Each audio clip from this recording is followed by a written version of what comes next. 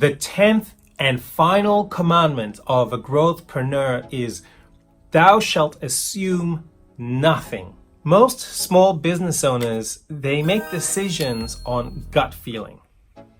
They make decisions on experience. That's all good, but the marketplace changes. And therefore, sometimes experience and gut feel, as powerful as those are to an entrepreneur, they need to be tested against what is actually happening, against data. Now, I'm not about to get all nerdy on you, but the point is this: assume nothing and test everything. If you think of an idea of a marketing message or a product launch that you want to get out there, you can't assume that it's going to work, and you can't assume it's not going to work. You have to control a small trial. And what I see happening is small business owners make these chaotic decisions and try a bunch of stuff, and they typically don't leave it running long enough to produce what's called statistical significance. In other words, they don't leave it long enough to actually give them any usable feedback on whether it's good or not good. The second thing is they throw the baby out with the bathwater. There's no control, what a scientist would call a control. If you're going to test something, you need to compare it against what you're currently doing. It makes a lot of sense, right? But what I find business owners do a lot of the time is they don't leave what they are doing currently as is and create an A/B test, it's called, to run the experiment. They just replace the whole thing and run it, and they feel whether it works or not. That's not going to work. As a result, they do a series of uncontrolled knee jerks, or they miss the opportunity to methodically stay ahead of the competition. Your marketing messages are as much a product of your business as your products and service. So could you imagine knee-jerking about the development of your product and service? Just all of a sudden one day trying this and hopefully it works, and if it doesn't, well, it doesn't. And it's totally not your fault because you have a ton of experience. You've been on the cold face of your business since day one. And sometimes that experience can actually work against you because you don't test your own assumptions. Long story short, it can be a strength, and your own experiences can even be a weakness. You might miss an opportunity that somebody else without your experience might test and see. I remember once when I was in advertising, I was one of the youngest creative directors to rise through the ranks. I was a creative director at the age of like 25 or something like that. And typically it's like, you'd have like 40-year-old men or women as creative directors. And I was particularly inspired by a guy by the name of David Droga. And David Droga was a creative director even younger than I was. He got to it at the age of 21, I think. And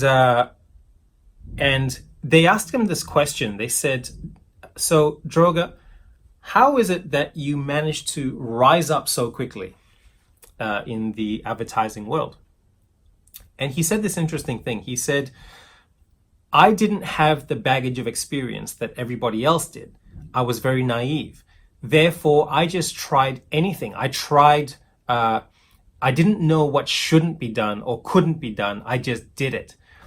And that sheer level of creative expression allowed him to produce advertising that nobody else had seen before, win a ton of awards, make a huge amount of impact for his clients, and become a creative director at a very young age. And I followed this model. I thought, I'm not going to read any industry news. I'm not going to read industry blogs. I'm not going to regurgitate the work that's already out there.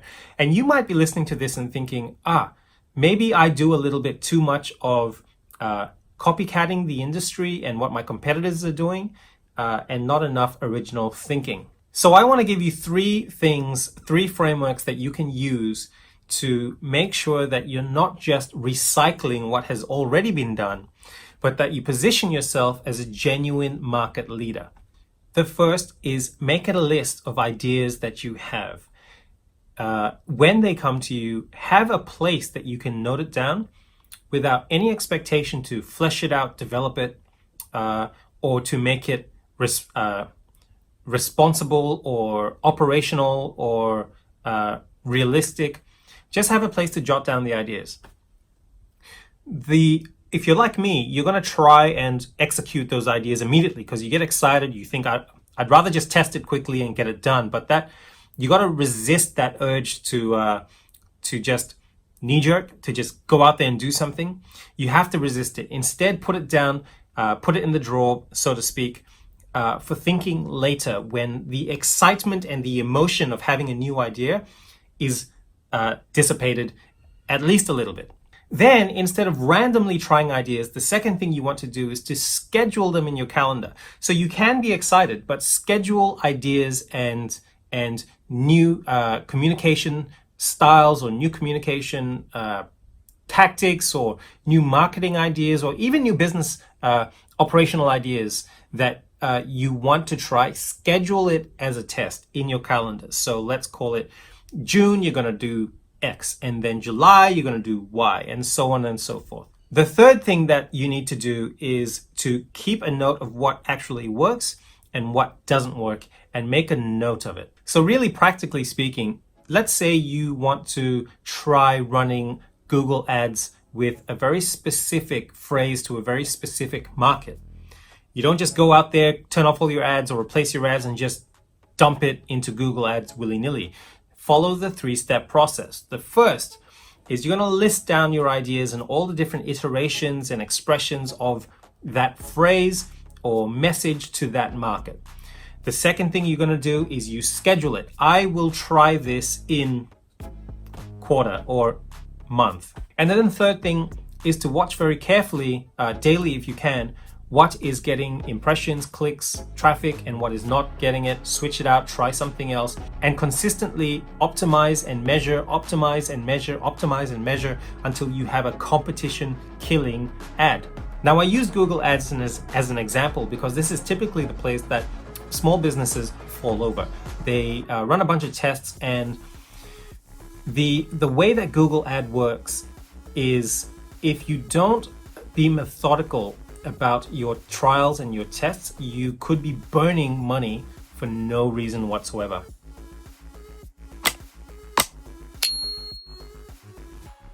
So I created this tool that my clients and I use called the Google Ads Planner. And what it does is it creates a canvas to brainstorm different ideas that you could run for a Google ad campaign while simultaneously being able to mark off what works and what doesn't work. A super powerful tool to get all of the potential opportunities and putting it down on a very simple framework and being able to schedule it in methodically as we've discussed in this video. If you'd like to get your hands on this tool, or if you would like to see the other 10 commandments of a growthpreneur, hit the links below. That's it for now. This is Justin Thing. This has been the 10th of the 10 commandments. I encourage you to watch the others if you haven't seen it. And if you have, feel free to get in touch. Get in touch and let's talk about, let's book in an intro session, me and you, about your business and your marketing and what you could be currently doing there. In the meantime, this is Justin Thing. I help business owners go from marketing stress to marketing success in a short period of time, and if they're already at the marketing success phase, to scale up. And I've been doing this for the better part of 15, 16 years now with small businesses all over the world. I look forward to seeing what you do. I look forward to speaking with you one-on-one if you'd like to do that. But that's it for now. Bye.